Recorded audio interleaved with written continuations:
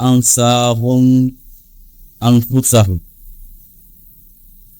آمنت بالله صدق الله العلي العظيم الصلاة والسلام عليك يا رسول الله وعلى آلك وأصحابك الصلاة والسلام عليك يا نبي الله وعلى آلك وأصحابك يا عبد الله رويت سنة الاعتكاف في الله.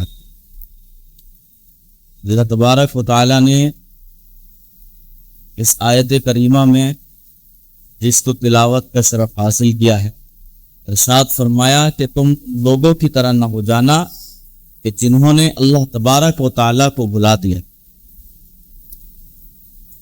اللہ عز و جل نے ارشاد فرمایا کہ جنہوں نے اللہ کو بھلا دیا ان کی طرح نہ بننا،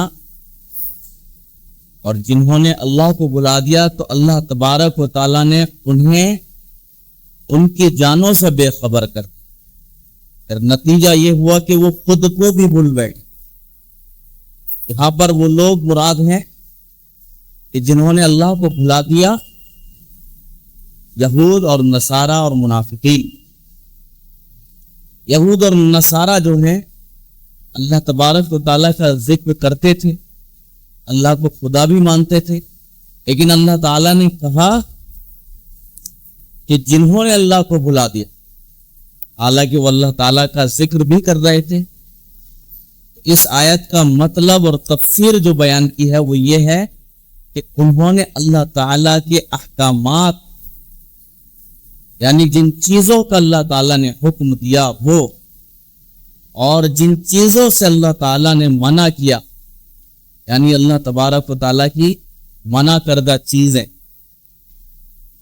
انہوں نے ان کو جو ہے اس کے حق کے مطابق ان کی رعایت نہیں، اللہ کے احکامات کی پابندی نہیں کی، اور اللہ نے جن چیزوں سے منع کیا تھا انہوں نے ان کاموں کو اختیار کیا.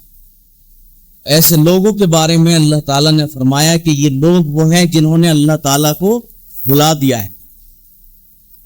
اب جب انسان اللہ کو بھلا دیتا ہے تو پھر نتیجتاً یہ ہوتا ہے وہ خود کو بھی بھلا دیتا ہے، کیونکہ اللہ تعالیٰ نے فرمایا نا فَأَنْسَاهُمْ أَنفُسَهُمْ، اللہ تبارک و تعالیٰ پھر ان کو اس قدر ان کی ذاتوں سے غافل کر دیتا ہے، خود کو بھی بھول چکے ہوتے ہیں.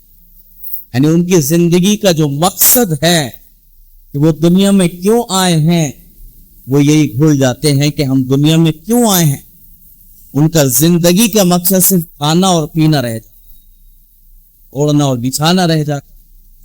دیکھ ہی رہے تو یہ وہ کام ہے، یہ کام تو حیوانات بھی کر رہے ہیں کہ جانور اور پرندے کھاتے پیتے نہیں، وہ بھی کھاتے ہیں وہ بھی پیتے ہیں. انسان بھی اگر کھائے اور پیے تو انسان اور جانور میں پھر کیا فرق؟ اللہ تعالیٰ نے فرمایا کہ یہ اس کی اشرفیت کی جو اور افضلیت کی جو وجہ بیان کی ہے معرفت الہی، یعنی اللہ تبارک و تعالیٰ نے اس کو معرفت کی استعداد اور صلاحیت بخشی ہے.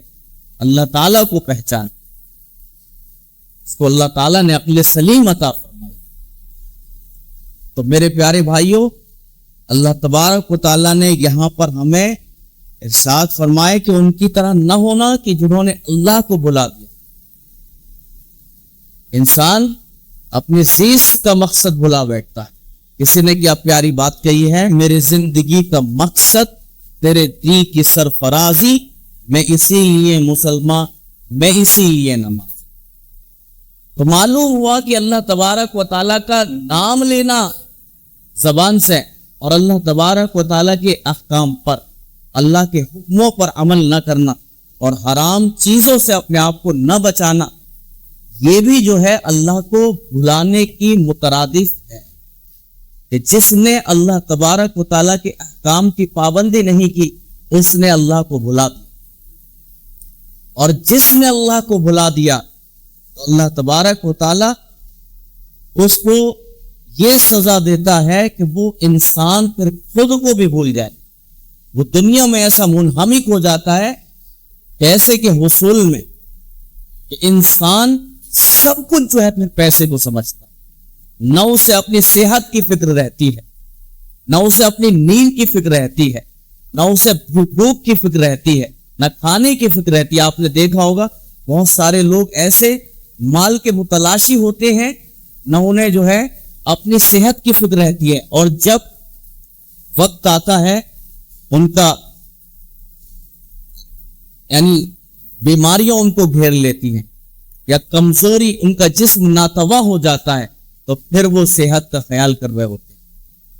اس وقت ایسی عمر ہوتی ہے کہ انسان کچھ بھی کھائے تو پھر اس کو جو ہے اتنا وہ اثر نہیں کرتا۔ انسان کے بارے میں اللہ تعالیٰ نے فرمایا کہ جب یہ اللہ کو بھلا دے گا، اور پھر یہی نہیں، جو اللہ کو قومیں بھلا دیتی ہیں، اللہ تبارک و تعالیٰ غیروں کو ان پر مسلط کر دیتا ہے، مخلوق کا خوف ان کے دل میں آ جاتا ہے، مخلوق سے وہ ڈرتے ہیں، شیر اور چیتوں سے وہ ڈرتے ہیں، کتے اور بلیوں سے ڈرتے نظر آئیں گے، سانپ اور بچھوؤں سے ڈرتے نظر آئیں گے، یہ حال ہو جاتا ان، اور ایک دن زندگی کی ڈور جو ہے کٹ جاتی ہے، اور وہ جو ہے سفید کفن کے اندر لپیٹ کر جو ہے قبر کے اندر ڈال دیا جاتا۔ کہا گیا وہ اس کا قیمتی سرمایہ، وہ اس کا مال، وہ اس کی دولت، اس کا تعمیر کردہ مکان، سب اس کے جو ہے وارثین اس پر قبضہ کر لیتے ہیں۔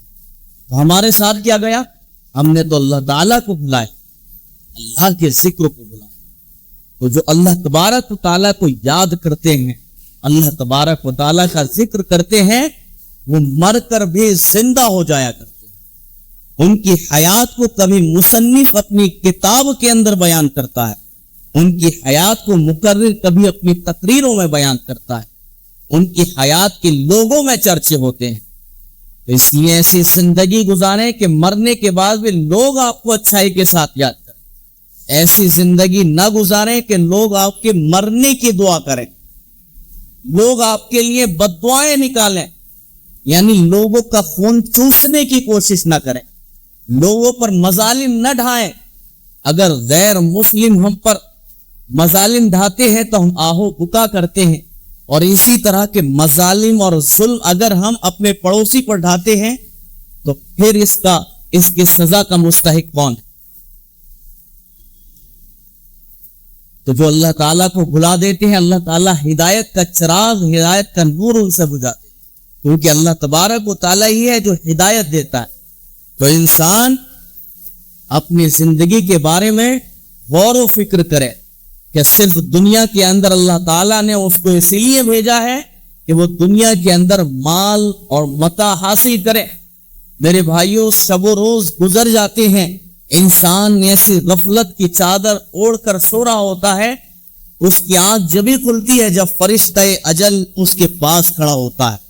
پھر اس کے پاس کیا ہوتا ہے؟ کچھ بھی نہیں ہوتا، وہ کچھ بھی نہیں کر پاتا، بے بسی کے عالم میں ہوتا ہے، بے کسی کے عالم میں ہوتا ہے، مجبور و ناتواں ہوتا ہے۔ اس لیے میرے بھائیوں، ابھی سانسیں باقی ہیں، اللہ تبارک و تعالیٰ کا ذکر کریں، اپنی زندگی کے اندر بدلاؤ لائیں، چینجنگ لائیں، ایسی زندگی بنائیں کہ ہماری زندگی مثال بن جائے، ہماری زندگی کو دیکھ کر لوگ کی زندگیوں میں انقلاب آ جائے، ایسی زندگی بنائیں۔ اور یہ سب کچھ کب ہو سکتا ہے؟ جب ہم اللہ عز و جل کو منانے کی کوشش کریں۔ کبھی ہم نے اپنے گھر کے اندر مصلی بچھا کر اللہ عز و جل سے اپنے گناہوں سے توبہ کی ہو تو بتائیں، اپنے گناہوں پر ندامت کے آنسو بہائے ہو تو بتائیں۔ ہماری زندگی کے اندر کتنے گناہ ہیں، ہر کوئی اپنی ان اعمال سے خود واقف ہے۔ اگر اسی عالم میں ہماری موت واقع ہو جائے، خدا سے بے خبری کا عالم ہے، غفلت کے عالم میں ہے، بتائیں فرشتے کس قدر شدت کے ساتھ ہماری روح قبض کریں اور کس قدر ہمارے روح پر جو ہے تکلیف کا اس کو سامنا کرنا پڑے گا۔ تو میرے بھائیو، اس وقت کو یاد کریں، اللہ تبارک و تعالیٰ کی رضا ہی میں میرے بھائیوں کامیابی ہے۔ وگرنہ انسان جو ہے، انسان یہ سمجھتا ہے کہ میں بہت امیر بن جاؤں تو سکون سے ہو جاؤں گا، بہت فیکٹریوں کا مالک ہو جاؤں تو سکون میں ہو جاؤں گا۔ ایسا کبھی نہیں ہو سکتا۔ بڑے بڑے امیروں کو آپ نے دیکھا ہوگا، بینک بیلنس اسٹرانگ ہے لیکن پھر بھی سکون نہیں ہے، ان کے پاس جو ہے مال کی فراوانی ہے لیکن پھر بھی سکون نہیں ہے۔ بے قراری کیوں ہے؟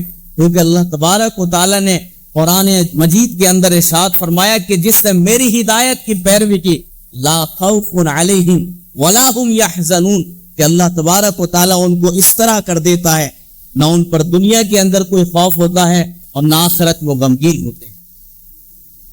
اللہ نے فرمایا الا بذکر اللہ تطمئن القلوب، خبردار اللہ کے ذکر میں تمہیں سکون ملے گا، مسجد کے اندر تمہیں سکون ملے گا، مصلی بچا کر اللہ تبارک و تعالیٰ سے مناجات کرنے میں تمہیں سکون حاصل ہوگا، اپنے گناہوں پر کو یاد کر کے اللہ تبارک و تعالیٰ کے سامنے ندامت کے آنسو بہا کر تمہیں سکون ملے گا، اللہ تبارک و تعالیٰ سے عہد و پیمان کر کے کہ مجھے یہ گناہوں کی زندگی نہیں گزارنی ہے، اس میں آپ کو سکون ملے گا۔